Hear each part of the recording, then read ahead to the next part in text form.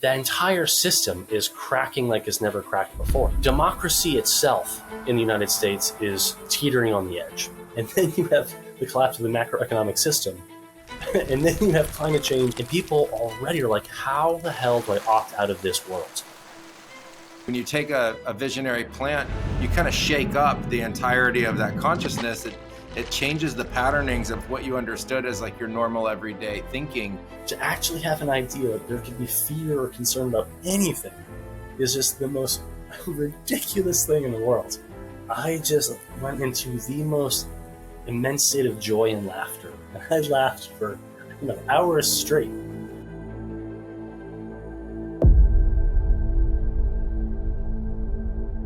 Hi, and welcome back to the Blue Morpho podcast. Hamilton Souther here, your host, and super excited today to have Dakotah Apostolou here with us to share about Cohere, his initiative, Web3, what's going on in the world of crypto and AI. So Dakotah, it's a pleasure to have you here on the podcast. Thank you so much for joining us. Yeah, my pleasure. Thank you, Hamilton, for having me. Yeah, tell us a little bit about yourself and a little about your background that got you into kind of this initiative with Cohere. Yeah. My background really started early on. I had speech impediments, and I was really drawn to architecture and how do I express myself through designing and building. And so like at the age of 12, I took the Frank Lloyd Wright Youth Camp program to start studying architecture formally. And then later, I actually got my master's degree from the Frank Lloyd Wright School of Architecture. And so all of my passion, much of my passion has been how do we provide and create beautiful containers where people are really encouraged and enabled and really, just have the space to do what is their calling. And so that's been one piece of what in my background that's led me to Cohere. Amazing. So for the audience members who don't know what Cohere is, explain to them about it and how you decided to create it in the first place. Cohere is a member-owned network of co-living communities, like conscious communities, where change makers who are working remotely can come together and co-create. And so we're building physical community co-living environments around the world. And so people can come together, co-live, co-create, figuring out how we amp each other's work and how we activate each other's work further. And having the containers to do that with the added benefit of being able to earn equity and actually gain ownership in this pool of real estate. Amazing. So who are the kinds of change makers? Like if you were thinking, am I a change maker? How would you define them? One of the things that's really important for us in change making is, it's a little cliche perhaps, but if you want to change the world, change yourself. And so part of the Cohere and part of the whole point of the name is how do we find coherence in ourselves? And then how do we do that as a collective? How do we actually come and generate a coherent field, if you will? And the more we can do that, the more we can create our own agreement reality and actually start to shift the equation and actually start to move the ball forward towards right livelihood and right relations with the earth. And so we're really calling together people who have that calling to stand up for humanity, stand up for right relations with Mother Earth and how we live on the planet. And their businesses or their foundations or their initiatives are oriented to those towards those ends. In the development of the project, what are some of the hurdles you've had to, face and even transcend to try to bring this vision into light? Yeah, probably the biggest one is how to grow and evolve as a leader, and just how to continue to grow my self-awareness, and really balancing this. The flow. Just one of the analogies we have several analogies we default to. One is that we're building the banks of a river. We're not trying to tell the river how to flow, nor would we tell the oak tree how to grow.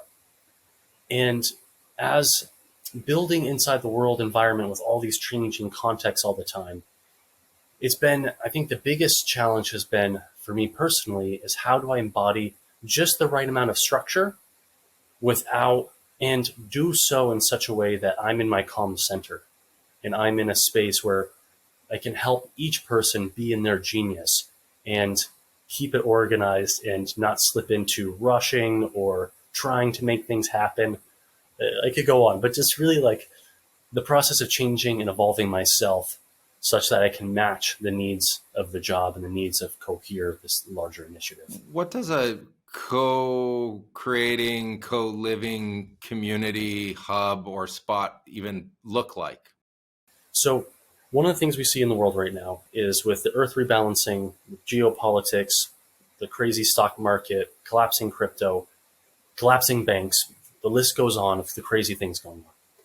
And we view this as a golden opportunity for humanity to make some major leapfrogs and really just radically evolve. In order to do so, we believe that we need the spaces and the places for people to come into connection with one another. And so as we go, we've been developing what is really the ideal environment for us to bring people together. And then what is the right types of projects to acquire or build that best facilitate that? And that's an ever-going inquiry. We don't believe there's a one-size-fits-all, but we are honing in on some presets in places where people can really connect to the earth, or places where people can have peace and be connected to each other.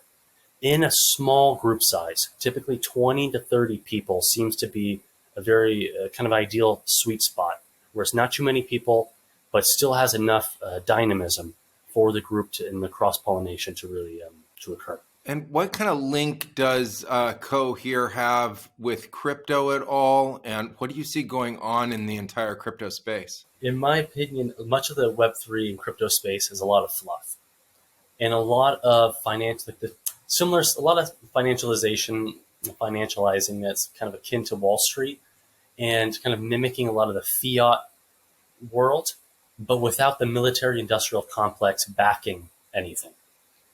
And so we really believe that Web3 is a potent technology and has embedded in it the opportunity to radically shift the game. What we're committed to in this space is how do we build a token that is actually backed by real world assets. And many of the crypto tokens in the space do not have that. They're just, we issue a number of tokens. If people buy more tokens, the price goes up. If people pull their money out, the price goes down. And to me, that's very much just like too similar to gambling. We believe that now is a really potent time to use crypto, or better yet, blockchain, to provide the ability for anyone to invest in real estate and have liquidity and be able to sell their shares of pools of assets and actually have those shares, have those tokens backed by the new gold or the old gold. Food, resilient buildings, water with coherent community. That's what really inspires us inside of the Web3 space, is using the technology to build more real world assets that we really need to thrive in the world today. In terms of creating a crypto token that's actually backed by real world assets, what do you go through? What do you have to do? We've been researching this very, very heavily for a couple of years. So the way Cohere started is we were working with a mentor of ours, Rennie Davis, who's kind of famous for being one of the Chicago Seven.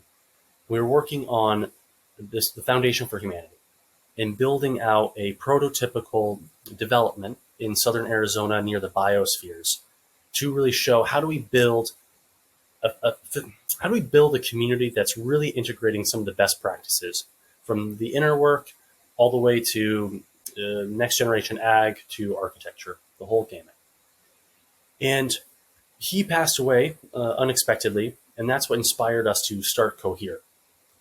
And instead of building one, shiny village on the hill, we decided, how do we actually make an impact through slowly shifting some of the economic incentives and using crypto to actually build these assets. And so we went upon this search of how do we do that in a way that's legal with the SEC, the Securities and Exchange Commission. Because what we saw early on is that if you're not compliant, that really limits quite a bit of what you can do. So after quite a bit of research, what we came to is tokenizing our safes. A safe is a type of contract that was invented by Y Combinator in 2009 or 10, I believe. And that's basically a simple agreement for future equity. It's one of the most standard ways to invest in a company today. And what we've done, or what we're using, are safes that are on blockchain. And that allows people to invest their time, their energy, their capital, even land or assets, put them into equity or into ownership of the company, a Delaware C Corp. And because those safe notes are tokenized, people can buy and sell those amongst each other and on an ever-growing secondary market. So that's one important way. A second way is tokenizing individual pieces of property or assets through fractional NFTs. And that's something that we've been working on as well in many of our partner orgs. And then a third one are things like tokenizing foundations. And so what we've been up to is what are the best tool sets to really allow us to move this ball forward, to help connect the existing lighthouses in the world, if you will, and then also to pool our resources together to build more of these innovation hubs, these co-living, co-working facilities, these conscious communities for change makers, and still have the liquidity, have our money backed by those assets and actually be fungible. When I first heard of Cohere, I resonated with the general message of it, that you were able to marry what seemed like very entrenched old world economics with very future thinking, new world concepts of utilizing new technology. And my personal feeling on Web3 is very similar to yours, which is that in the earliest phase of it, it's been used for really the simplest recreation of what is already the world of finance, and not really backed by the super industrialized military complex or backed by real world assets, which led to hyper volatility in many different ways and many different versions of what looked like Ponzi schemes. And I thought that it's ultimately the technology that matters, not the use of the technology or the early use of the technology. You see the same thing with Internet 1.0. Most of the early projects don't exist anymore. And now we have, Internet whatever 0.0 we're on, that is this, incredible technology and network. But one of the things I also really liked was how you were bringing together what seemed like real world asset networks with crypto networks and then human networks. So can you talk a little bit about the human network side of Cohere and how that operates? Yeah, I think that's one of the most important sources of capital that is really, unfortunately, underrepresented in the current economic system. And one way that gets expressed, if we take let's say the intentional community space, people come together, we build out a community, we're all co-living together permanently. And often in these types of communities, you have people who come and they work for decades, and they building out the pool, building out the assets, building out, let's say, a food forest or building out buildings, directly increasing the value of the property with no equity. So then some power dynamic shifts, and all of a sudden someone who's just spent 20 years putting in so much sweat equity has no equity, and now they need to leave. And then it can easily and often kind of festers into an unhealthy codynamic relationship. And so one of the things that's really important for us on the human capital side and the human network side is how do we actually honor and provide access to equity for people's contributions of the soft skills or of wisdom or of all these things that are normally not accounted for in our pretty reductionist, extractive, crony capitalistic system we have today. And so what that's allowed us to do, when we can compensate people in securities, in actual shares of Cohere for their contributions, that's not only fiat money, now that activates the human network in a way that beforehand wasn't, or was always having some kind of perverse counter incentives. And so one of our goals is to provide everyone the fruits of their labor, and especially wisdom. And this is so important for us because sometimes people are like, oh, you guys are a bunch of like 20 or 30-year-olds or 40-year-olds who just want to live in paradise. And it's like we actually are trying to build a diverse polyculture where we have all backgrounds represented, especially the elders. And if we don't do that, then we're just going to make the same mistakes that people have already gone through that we could just learn from. And that's what's so important for us to be able to represent all those contributions. That in turn activates much, much more of the human network because now more people are inspired to plug in, as well as our sister networks who are doing maybe governance work or earth regenerative work or what have you. The human network seems to have the ability to not only increase value on a single kind of idea, but it seems to increase value across all of the different ideas, especially when you can accelerate the movement through different pain points that organizations go through or projects go through as they're growing. How do you attract such a diverse polyculture of people to, this kind of project? Yeah, great question. And something that we're discovering as we go. I mean, so far it's been very easy. The homing beacon is working, and we don't really do any paid marketing whatsoever. But the people who are inspired to come together and collectively to live together and test out properties and then pool our resources to build or acquire these and accelerate this movement of lighthouses, if you will. People are just coming together naturally. And one thing that something that we've been exploring that's really exciting is in Cohere, what we've been doing, right, is we've tokenized our equity. So anytime people contribute, they become an owner. Well, what if everybody did that with their business? What if everybody mimicked that structure? And all of a sudden, when people buy each other's services, they're actually investing in each other. And so, because for us, we see it very clearly. Like when everybody owns a share of Cohere and becomes a shareholder of Cohere, everyone has an incentive to grow the whole. We all own the commons. Now everyone has that financial incentive to take care of the commons. Well, what if we could actually do that with each other's businesses, where we all own, a few percentage of each other's businesses, and now as a community, we all have an incentive to make sure everyone's successful in doing their right livelihood. And so I think there's some like really cool financial tools there, or some technology tools. And then there's just the most fundamental human thing in the world of breaking bread. Like we've been in the impact space for a while, and it's like, go to all these weekend masterminds, talk about all the things you could do. But, who was it recently who said, like, but what happens when you come to Monday morning? What happens? And that's what we want to foster, is when we bring people together for several weeks at a time, to like months at a time, that's when we really find how we activate each other, because we're having those just raw human experiences, and the most fundamental human experiences of cooking a beautiful meal and hanging out and having that 2 a.m. conversation around the kitchen island. So it's a combination of new tools and like the most human fundamental thing in the world.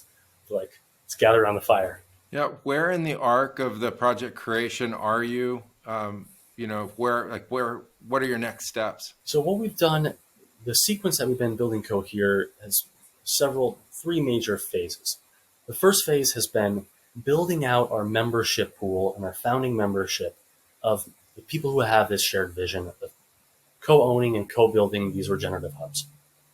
The next phase we've been doing, but now we're moving into it more seriously, or more consistently, I should say, is operating and living together as a community in venues around the world. The third phase, in doing so, we're providing our members the opportunity to build coherence across the network, as well as connect to a place in important places. And then our members as a community, we really connect to that property and kind of vet that property.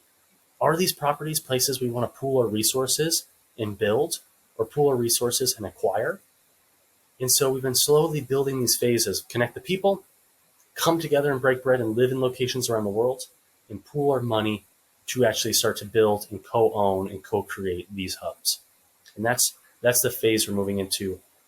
We're operating in Berlin for the summer, and doing some great work there, and then Bali, Guatemala, Iquitos, and we'll continue to do that and continue to pool more and more funds together. Yeah, kind of in the greater vision of this, where do you see locations existing? There are some places that seem apparent in kind of the acupuncture points of the world, if you will.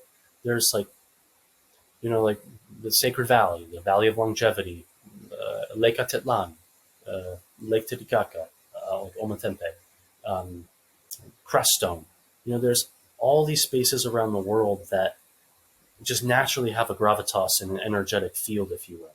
And so there are those places, but then also, I don't know how to quite explain it, but the right thing is always coming in at the right time. And our members are bringing in the properties as a community, and it's rather emergent. And so we have some some biases, if you will, of what makes sense, but we're also just really allowing us to be guided in what wants to emerge. And right now, who are the ideal people to be participating in this project with you? I would say anyone who is really motivated to actually start, well, two things. Let me back up the most important. One, individuals who are inspired in doing the work to grow themselves, to grow their awareness, or to realize they're already perfect, and they're already whole and complete, and there's nothing you need to do, and you're already there. But the people who are committed to, I really love the words of my late mentor, Rennie Davis, the people who are committed to being their authentic self and living their authentic self. Those types of individuals who then want to come together and build this next generation, if you will, of physical infrastructure. The ones who are like, okay, yes, all these crazy things are going on. We can see the tsunami on the horizon. Well, let's get together and do something about it. Let's actually build the things, the physical infrastructure, the lighthouses, the physical lighthouses, to accelerate our inner work by coming together. So we're not so much looking for the monks. We're looking for the people who are like, okay, I'm done being on the mountaintop. Now what? Yeah, in terms of once this is all set up and operating and you have a number of locations, and I know you already have hundreds of members, but when it grows to potentially more than that, how do you envision, like, for someone who has no idea about this, what it would be like to live for a year inside Cohere? Where are the people? How do they move? How do they go to different locations? How does this kind of organize? Yeah, it's a great question, and we're excited. We've been prototyping this now for several years and kind of testing as we go, because anyone who's ever lived in a community setting knows the biggest problem are people. So it's like, because we have to change ourselves, and living inside of a community is the accelerant for better or worse. So one of the things is we don't know. What we're committed to is helping provide some of the riverbank so more of this energy can flow. What we see and where our hypotheses lead us to is that many of us are living as global citizens and are already popping around the world for chunks of time at a time, and typically for 3 to 6 months. And we actually see that trend accelerating. We see that as we raise our consciousness of like, I'm only caring for myself, to I'm only caring for my family, only caring for my community, to a global consciousness of like, let's actually take care of the spaceship. Let's actually live in right relations with, we are earthlings. Let's live in right relations with Mother Earth. We see more of that consciousness growing. And so currently what's been happening are people come, they live, in a Cohere location for whatever makes sense for the visa. And yeah, it's a really kind of slow travel, if you will, in the game A world. And we see people that continue. People coming 3 to 6 months and then traveling to the next location. But in some instances, really laying roots, one of the things that I find oftentimes are people, many of our friends are like, let's get 20 of us together and build a community. And we believe, like, if you're going to build a village, before the village comes the intentional community. Before the intentional community comes a culture that needs to be built on trust. How do you build trust? Well, break bread. Don't go think that you're going to build a home like with somebody until you actually live with them for like 3 to 6 months. Like, really take the time to make sure that people are resonant with each other and then with the place. So eventually we see that more and more people want to establish permanent roots somewhere, and that's what we want to provide, but we don't want to jump the gun. This happens so many times. Let's take this one step at a time. I think that, in the development of community, first, I'm assuming that somebody who really gets involved with Cohere kind of stays in Cohere and goes from different Cohere locations to other Cohere locations. And it would make sense to me that certain locations would ultimately lend better to certain kinds of projects and certain skill sets that a person has, also language capacities and the way they resonate with the local culture of ultimately where they're staying. And so it makes sense to me that somebody would frequent one location more than another and, as you say, build roots there and also really get into the kind of projects that are being developed there. One of the things that's really interesting to me about this is the idea of project development and really the value of the intellectual property of these people coming together to as you say, break bread, but then in the conversations also help each other problem solve, create projects. Many of these people are digital nomads, and so they're accessing internet as the means of implementing their ideas and their projects. And then also, like you said, the building of the value of the physical locations. And so, from that, I'm kind of wondering, in the long run, do you see projects of Cohere that root in a certain location and then get built by the aspects of the collective there? Does it all become a free flow as well? How do you guys envision this like growing and building out? Like for us, I really love this term polyculture, because we're not looking to have, when people oftentimes in the world, it's like, well, what is the Cohere experience? And there's a little bit of a pull of like this kind of Marriott thing. Like any Marriott you go to, it's going to be the same mediocre experience, and or whatever. It could be the same great experience. But what we're after is, how do we actually create an experience that's grounded with the local place, that is place based, and inherently, every location is going to have their own dynamism and its own magic. And like you were saying, it's going to have a different soil. It's going to sprout different things. And so for us, it's really more the values that bring us together. And the other thing is it occurs to me that I think it's rather apparent that we are in an era of radical transformation of everything, more so perhaps than ever before in human history. And so the context of the world is so radically shifting. And one thing seems pretty consistent, that we're always going to need food, water, resilient housing, and coherent community. That feels like pretty solid. Like we're always going to need that. And so, yeah, I think if we really stay with the core foundations of like, how do we take care of right relations with ourselves and our livelihoods and with each other, that no matter what, that's our base. And then what naturally wants to emerge is just going to be location dependent, but also trust dependent. Because if we can trust each other, that's when we figure out how to activate each other into the next level. And that's how we figure out like, oh my gosh, you're doing this, and we can plug that into this. And we really kind of think of like the Greek Federation, the Greek city-states. Each city-state had its own focus, but there's less separation. There's ease of trade and commerce.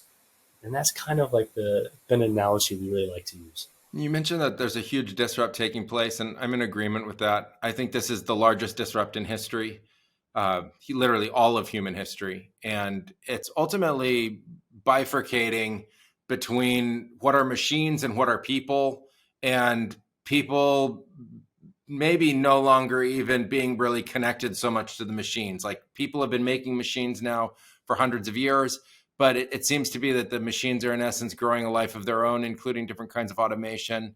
And it has brought up a lot of question around, well, what do people become in the face of the nature of this disrupt? And then how do we ultimately coexist?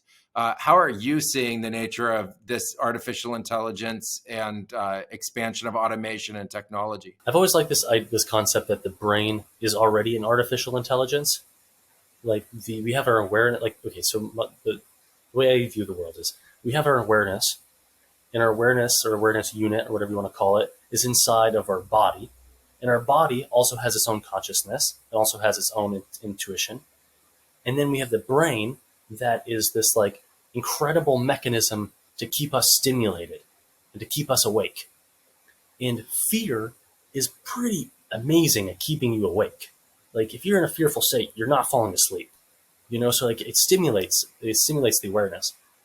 And in that vein, it occurs to me that as humans, as we get inundated in artificial intelligence and all this crazy evolution that's occurring around us, then the intuition in like the deep knowingness in like these deeper layers of self naturally rise to the surface. Because like evolution is really slow until the pressure is on. And right now, like the earth is rebalancing and the technology is going, everything is just like pressurizing. So now it seems now is the time that we make the leap. and we actually evolve our awareness and activate all these latent potentials that we have that are just wildly more potent than any AI. It, that's how it occurs to me. AI is a tool that's going to be used really where the technology most applies. And it seems to me that early on, the place where it most applies is in mega civilizations and mega cultures that, currently exist, like what we call the Western developed world or megalopolises, et cetera. And it's going to also disrupt very quickly manufacturing and big ag and, very large industries. But what it's made me think is that there's a lot of people, as the pressure inside those environments, even suburbia changes, may not have the same desire to live within those confines as they did before. They might find that that entire construct of thought and culture of living in those environments ultimately shifts, and it moves to a point where it becomes uncomfortable instead of comfortable. It becomes maybe more of the negatives of it than what people would have originally thought as some of the positives of it. And I thought that this great pressure that you're talking about could make an enormous, like, community oriented or social pressure that could actually create a great dispersion of new models and new ways of thinking about what it is to live in community, to be a community. I mean, it seems like, we've had this idea of a small town or village forming, or like a tribal area forming into a small village, and then a town growing to a point that becomes a small city, and then a city growing until it becomes something much larger like a metropolis. And most people in the Western developed world fitting within that to some degree. They're, even if they're out in farmland, there's still a small town around that farming area. But it really seems to me like this is an opportunity where technology may push on us evolutionarily so strong, so fast, that a lot of people look for literally new models to describe the idea of living. And so I wondered how you see that, having interacted with so many people that are already looking for new models, and how that could potentially fit into Cohere. Yeah, I think it's just everything is accelerating, and I think one of them is, of course, the changing of the climate and the intensification of all weather, and that piece. It's like you have all of these pressures building up at once, and more, like let's say, like in the United States as an example, like the democracy itself in the United States is teetering on the edge. And so you have this system, you have like the neoliberal economic order, and that's housed and cemented with the American version of democracy. And that entire system is cracking like it's never cracked before. And I think what's occurring is then you have many people in the stereotypical suburban box in the repeated house, right? It's such a cliche at this point. And now people are in those boxes. And I think COVID really accelerated this. Like, here I am with no self-sufficiency whatsoever, like none. And my only lifeline is through this economic model that I'm more and more seeing has made everyone into a bee. We're all bees doing the exact same thing, and it's completely disconnected people from right livelihood. And I think that AI and the acceleration of the advanced technologies is just turbocharging that even more. And then you have the collapse of governments as we know it. And then you have the collapse of the macroeconomic system. And then you have climate change and, like, unfortunately, the next worst fire, the next worst hurricane. And people already are like, how the hell do I opt out of this world? How do I actually build this other thing? Well, we can't do it by putting our heads in the sand, and we can't do it by fighting anything. We actually only do it occurs to me at least, coming into coherence with ourselves, moving beyond the fear, and then coming together as a community and saying, okay, now what? And I think that's going to happen a lot more in the coming years. Yeah, there's, this bipolar argument that we get presented, which I've never really liked, and I've never really felt like I fit into. It seemed like just such a narrow box that it's this or that. Like, if everything collapses, then we all suffer because of it. But I don't think that that's really the way evolution works. I think evolution is much more like the way you see a tree, where there's a direction, and then a branch branches off, and another branch goes this way and another branch goes that way, and they're not all the same size. I think we see that same kind of concept with the flow of a river, that ultimately it takes many different paths. And so I think as these pressures take place, and I agree with you that the macro system is showing stress cracks, it's showing fractures all over the place. I think really underneath the weight of extreme greed by a very small percentage of people that are really exacerbating and accelerating the nature of that stress, that ultimately what comes from it is tremendous creativity, because the life force within us wants to continue. And the social culture of that life force is really looking for what we think of as a stable life, I think, or a better life. And I've questioned at which point do people start to make new choices and new decisions and start to get really creative about it. And I came up with the idea, I coined sort of the phrase for myself called the third. Instead of this or that, there's some other option. It's just the third option. I don't know what it is yet because I've only been presented this or that. But what it's showing me in this case is that Cohere is providing a notion of one of those third options, which is, here's a way where you can live within a community, a collective ownership, but it's not divorced from the other systems, and it's also not fully embroiled in the other systems. There's this hybridization that's taking place that is merging, I think, really three core forms of technology. One, the idea of assets and real estate and the value of them and the way that you can improve them, especially in a sustainable way and an impact-oriented way, and something that's good for the planet. And then the idea of these new technologies like Web3 and the tokenization of value, which then allows people a co-ownership model that didn't exist before. And then the idea of the community itself having a significant value that just could otherwise not be monetized. There's no way to actually ultimately embrace that. And I see that is sort of maybe one of the first models I've seen that's trying to approach a solution for the living environment, the well-being of the physical body, the well-being of our basic necessities, and also a form of inclusion in the economic markets that would otherwise be excluded from.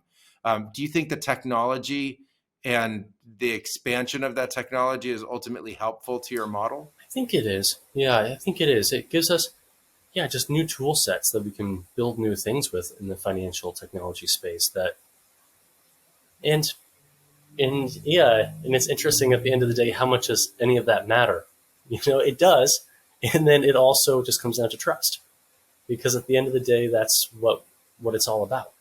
And so it's like what I really love about the new financial technology is that inside of Web3, it's allowing us to use the financialization tools that were only ever before used by Wall Street types and actually have everyone get the benefit of that.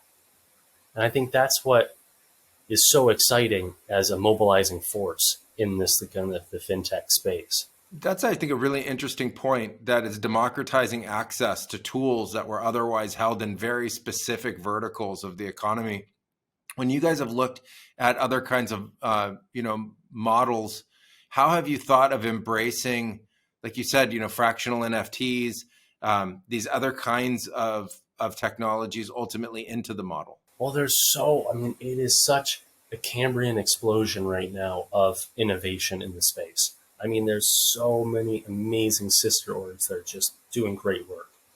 Ayahuasca out in Portugal with Traditional Dream Factory, I love their model quite a bit. I just spoke to a group today in Brazil with something called MobiCoin, where they're doing fractional NFTs of tiny homes. And there's for us, one of the things that we're really adamant about is the more the merrier.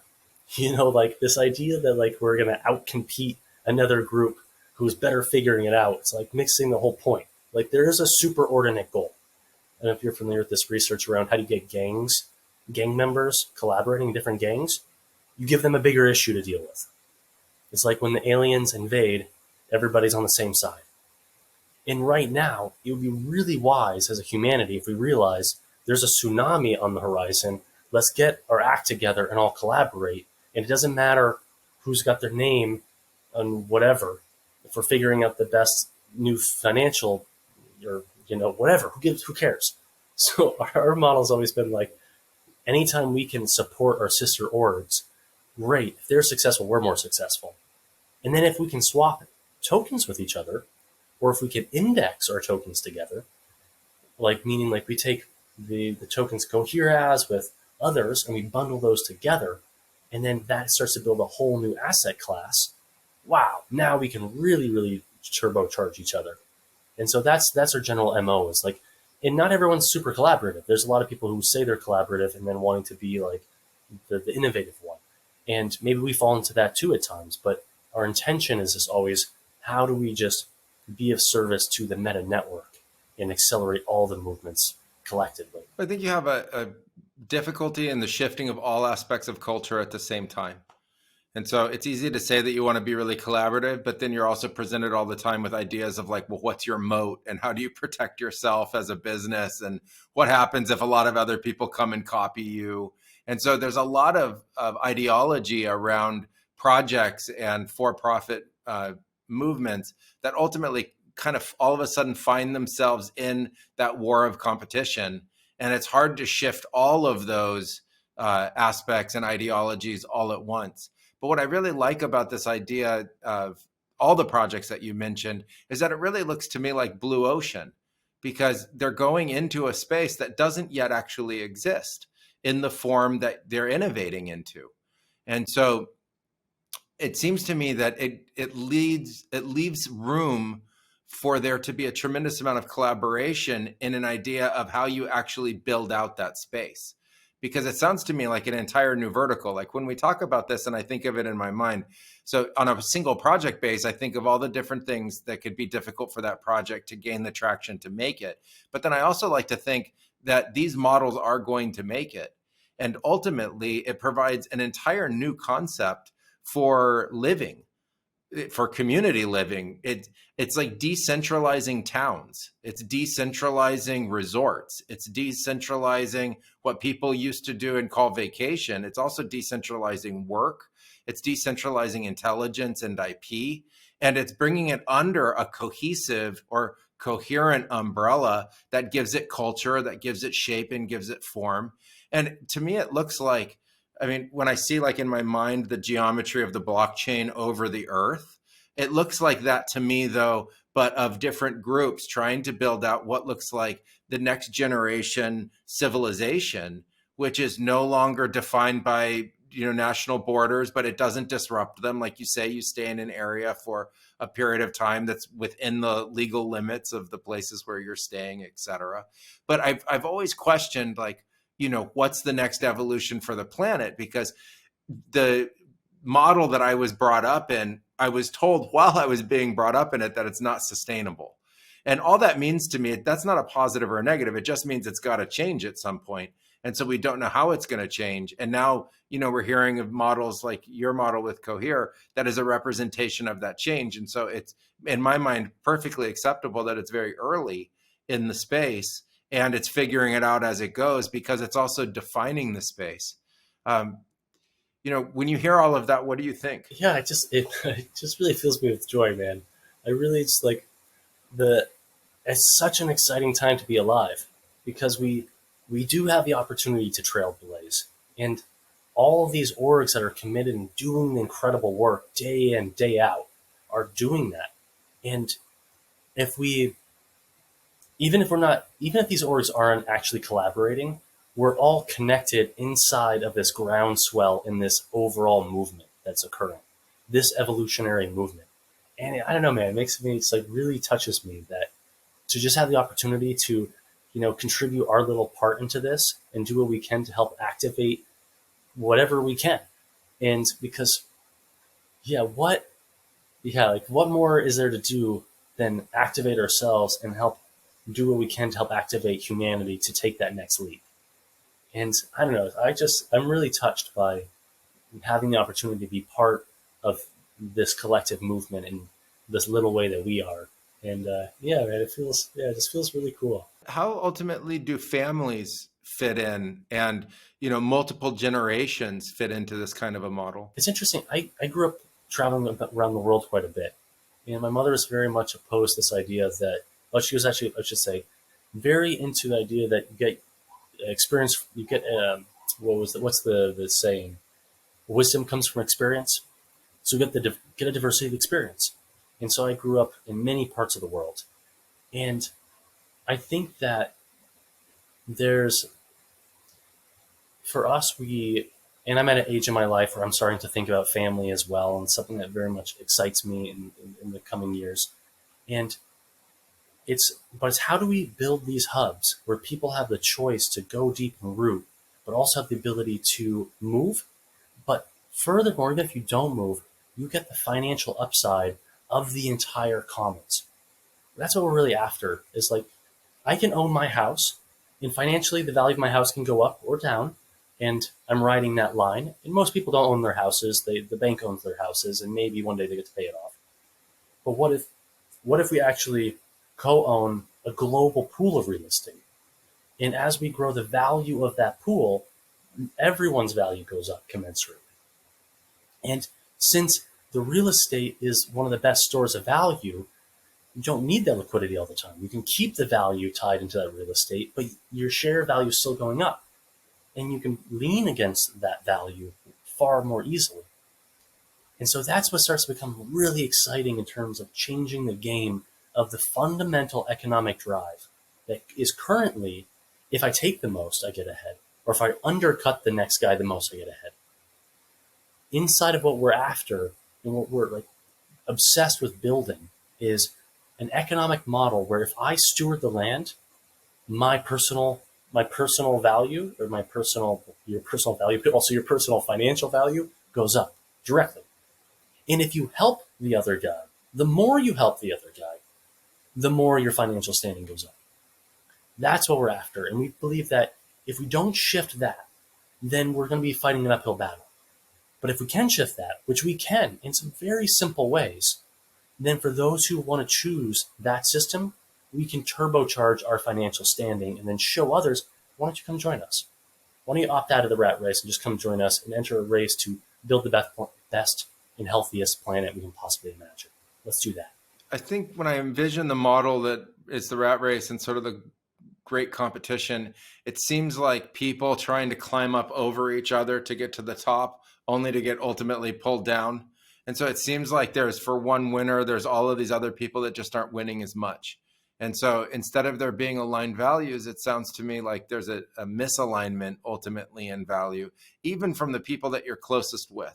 And one of the reasons why I wasn't interested in getting involved in the corporate world when I was growing up was because I heard that everyone's vying for your job, and climbing the corporate ladder is kind of a difficult process, not just one based on the nature of your own merits. How in Cohere do you guys see the alignment of values, and how do you ultimately create that? Something that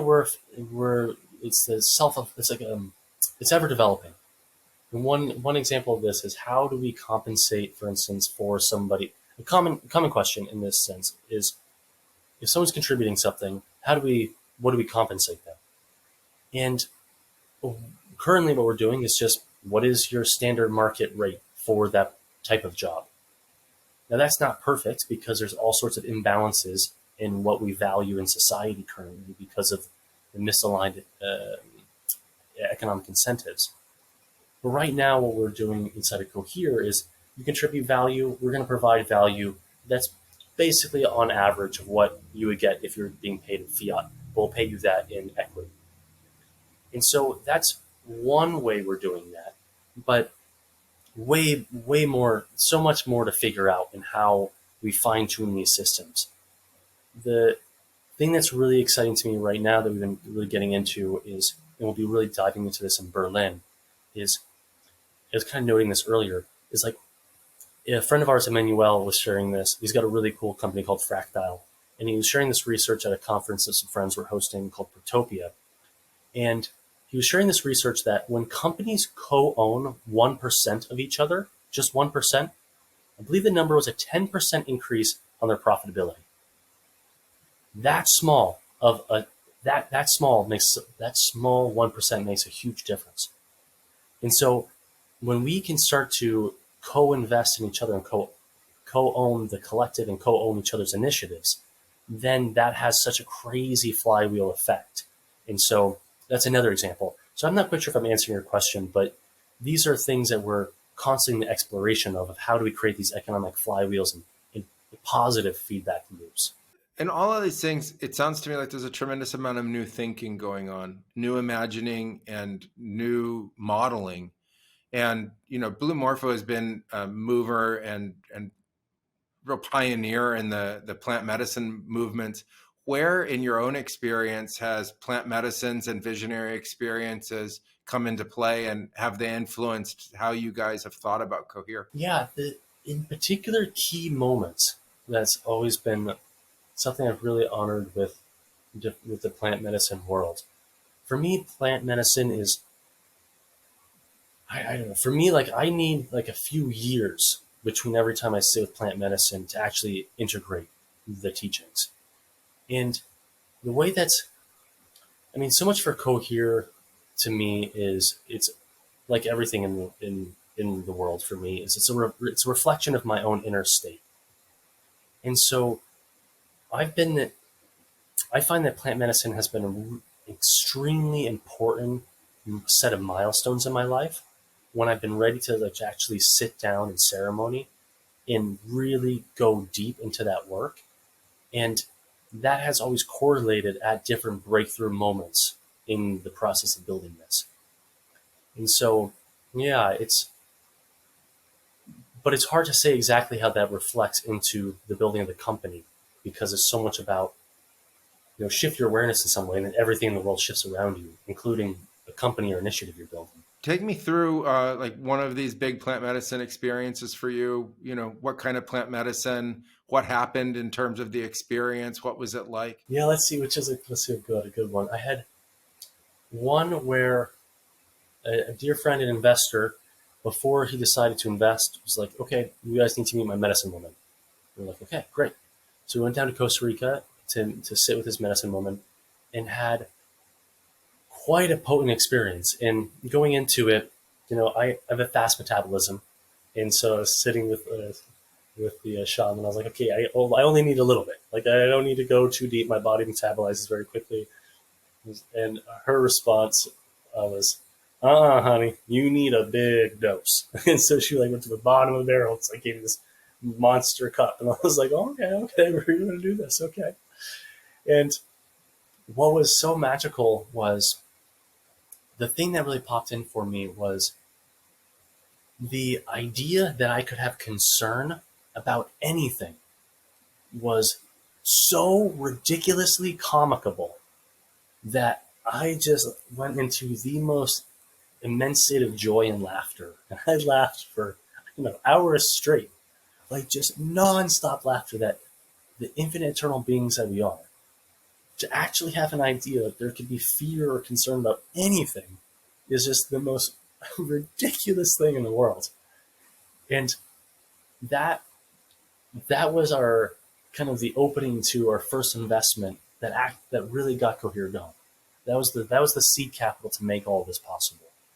And it was just such a potent experience to really step into this journey from that place of joy, which I cannot say at all I'm able to keep. Like, there's rarely a day that goes by that I don't fall into fear at some point in the day. And the thing that's been most important for me right now is like to recognize that, of course, that is the whole freaking point. Like, the whole point is that there's no destination. It's that moment, every moment choice to come to be in that center, to recognize we're always under center. There is no separation. The separation is the illusion. Like, we're already there. Like, and so I know I say that one is probably the most potent as it reflects to Cohere because it was at the inception point of creating it. Oh, it's beautiful. In terms of your visionary experiences, have you had any experiences that you felt were like direct encounters with oneness or source or divinity or, that word that people don't like to use? Yeah, I mean, oh my gosh, like, yeah, like every single time. Like, really, like, I think it occurs to me that it's inside of that awareness. Like, it still comes back. It comes down to me. The way it occurs for me is that I'm able to see the illusion of separation. And inside of seeing that illusion, then I can actually be fully in my authentic self. And then that, in my experience, that then allows me to actually have an experience of what it means to be in my profound wholeness. And so it's like that, it's like looking behind the veil, but in a feeling state of like, that's right. This is what we are.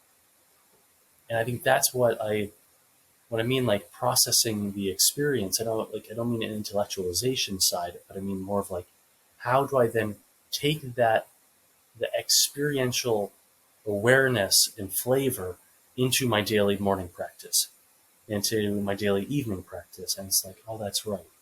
I am already that. Like, I am actually that infinite eternal already. And so that's what always comes up every time I sit, is like, oh yeah, remembering who I am is the number one theme. It's always this thing. No, it's amazing. You mentioned, a year or two to be able to fully integrate plant medicine experiences. And I really appreciate that vocalization of that awareness, that it takes that long. I was in a chat group this morning, and people who've recently participated in ayahuasca ceremonies with me were describing their first couple months of integration. And they're in a phase now of it where they're starting to realize that many, like hundreds of subtle changes have occurred. But while they went through those subtle changes, they also experienced great mental shifts in terms of how they thought about it and were processing their experience. And I was thinking to myself today that this is just another phase of that understanding of the integration, and that when you take a visionary plant, you kind of shake up the entirety of that consciousness. It changes the patternings of what you understood as like your normal everyday thinking and the way that you are processing information. And that it actually takes a very long time to go through all of the different stages of that process to ultimately come to a new cohesive understanding of who you are in reality and how much reality has shifted. Through that process, I mean, over a course of a year, you mentioned a morning routine and a evening routine. I think it's unbelievably important that people have these kinds of practices in their life. And so I just wondered if you could share what aspects of your routine that you use to be able to stay grounded and continue going forward. One of the very important ones for me is, it's so funny. Like I feel like I'm very slow to integrate things. Like, like there's the intellectual awareness of like, okay, and even experiential awareness, but then to actually grok that into my being has been for me a very slow process. And maybe that's the case with everybody. I can only speak for myself. But one of the key practices I really have been using for some years is when I first wake up, is to set my energy for the day.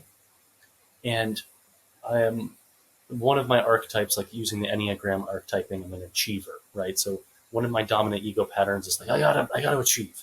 And so I'll often wake up and be like, I gotta go. And so one of the things that's been really potent is to stop and center in the morning and just like chill out, breathe. Then I'll typically wake up and I'll oscillate between meditation or working out and then meditating. And right now I kind of been testing both of these because I go through these cycles of different phases where when I live in different locations, the exercise routine shifts by the temperature. So typically I'll wake up and exercise and do like a really good 45-minute exercise and really get in my body. And then I'll sit on the earth. And then a couple practices I really enjoy is sending my grounding rod, like sending my energy down out my spine into the ground, like roots sinking into the earth, and then sending like my life energy into the earth while inviting her energy, the energy of innocence, up through my being and then down my biofield, and then looping those, and then taking my authentic energy, my authentic self energy, and then down, and then I'll get these two loops of energy going. And then with that, then I'll do a series of like different exercises around like making sure my chakras are open and just all the normal exercises. And then just working on quieting the brain I'll do that. I'll do like there's a different series of focus that I'll go through like in different cycles. But yeah, long and short of it is I'll do different types of meditations, exercise, and then set my intention for the day, in whatever the awareness is for the day. And lately, I've been studying the Mayan astrology and using that system to really key me into those calendars, with every day having a different activation, a typology. And that's been a major practice for the last year or so. And so then each of those archetypes tend to have a lesson for the day, and then I'll bring that into my awareness and I bring that into the subconscious. So that's generally my morning practice. Oh, amazing. Thanks for sharing that. Um, you know, what would be some final conclusion thoughts that you would like to share, or anything that you would like to impart on our listeners? Yeah, just my joy and appreciation for this the community that's come together, that that's come together, especially around your work, around how do we use this ancient technology to further accelerate our collective work. And I think you and the community you've been building are really at the cutting edge of what it means to um, really be a grounded human in the world today, and really honoring our lineage and honoring these ancient technologies, if you will, to grow ourselves. And it inspires me deeply that there's this growing community of people being like, oh, hell yeah, we're going to use these tools. Like, oh my gosh, and let's use these tools responsibly, and let's come together and share the wisdom that we're all gathering as a community. And that I just would, yeah, I'll leave with just like my appreciation and gratitude, because that work that your community is doing in this larger community is shifting the world. It is shifting the collective unconscious. It's bringing hope into the world, and it's allowing us to step out of the programming. And it directly affects my life. And so I'm just thankful, really thankful. That's amazing for sharing that. Thank you so much. Where can people find you? How can they learn more about Cohere? Cohere.network is our website, and that's probably the best place. And then my name, Dakotah, Dakotah, at cohere.network is my email. And yeah, that really, anyone who feels called to join a community that wants to come together and explore how we live in coherence and funnel our resources to co-own and co-build these regenerative community hubs around the world, that's what we're calling in. So if you feel called or inspired to be part of a group doing that, yeah, we really welcome it. Amazing. Dakotah, thank you so much for being here with me on the Blue Morpho podcast. It's been a pleasure talking with you today. I look forward to many more. And as Cohere develops, I'd love to have you back on the podcast more to talk about these co-living hubs and how they're all coming together. So thank you so much. Thank you for having me.